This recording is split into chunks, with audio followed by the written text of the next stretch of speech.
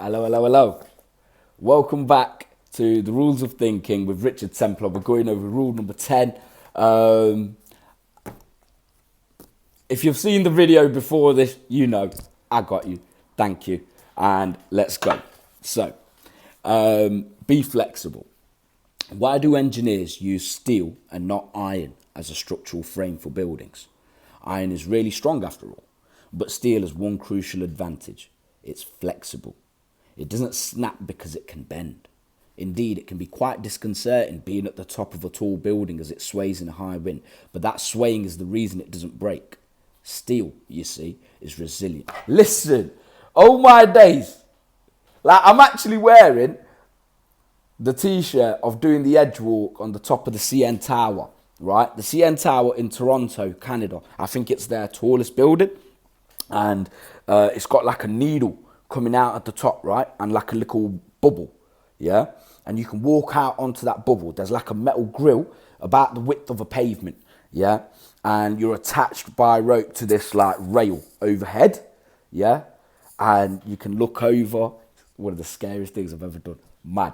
Wicked experience. Got this t-shirt, got a hat somewhere, got a DVD of it, like, wicked experience. I think it only cost like $180 or something as well. Like, it was fairly cheap for the whole experience of it with all the goodies that you get to take away.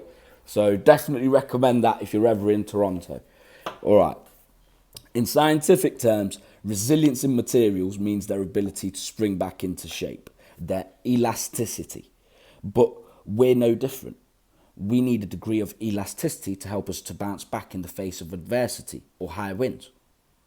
Okay? When you're buffeted by metaphorical storms, you have to have a bit of give. You might think that standing firm and giving no ground is the best approach, but if it doesn't work, your ability to recover will suffer. Suppose you've set your heart on buying a particular house. You've been saving up for a deposit for years, and you've found the house of your dreams. Your offer has been accepted and you've started planning it all out in your head, how you'll use each room, where your furniture will go, how you'll decorate. And then, disaster. The sale falls through. Maybe the chain breaks, or your own buyer pulls out, or you get gazumped. How you cope with the fallout from this will be down to how resilient you are. Almost anyone will find this stressful, but how stressful and how long before you recover? If you can't imagine any other house but that one, you'll be more stressed and take far longer to get over it than you will if you are flexible enough to recognise there are other options. Either way, you're going to end up somewhere other than this dream house. The only difference is how you adapt to that idea. The more elasticity there is in your thinking, the sooner you'll be out there house hunting again, getting excited about a new house, and the quicker you'll finally be ensconced in a lovely new home. This is a skill you can practice frequently on smaller issues, ones that are frustrating rather than devastating. You've planned a lovely meal out with friends and then discover at the last minute that the restaurant you wanted to go to is closed. Do you get upset, or do you think, hey, it's the people that matter? Let's eat somewhere else, or stay in, or go to the movies. Next time the shop has sold out of the item you want, or you just missed the train, or you come down with a bug just as you arrive on holiday, think flexibly and be prepared to adapt. What have you got to lose? If you can take the minor upsets in your stride by rewriting the script a little, you'll be far better placed to do the same thing when life's big dramas come along. I can't disagree there, Richard, to be fair. Like, yeah, you've got to be able to adapt. Just look at evolution. The only reason we exist, the only reason any creature alive exists is because of adaptation.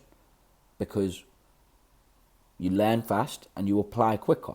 Do you know what I mean? You adapt.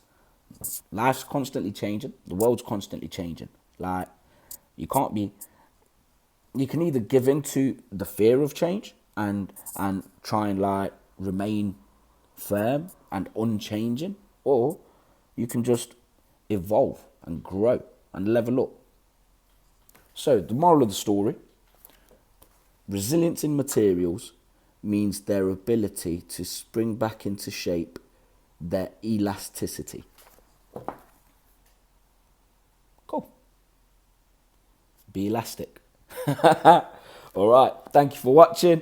like, share, subscribe, follow, etc. And pipe up in the comments section. What are your thoughts and interpretations? Also, if there's anything you struggle with, reach out and I'll do my best to clarify. Cool. See you tomorrow for rule number 11. Thanks. Bye-bye.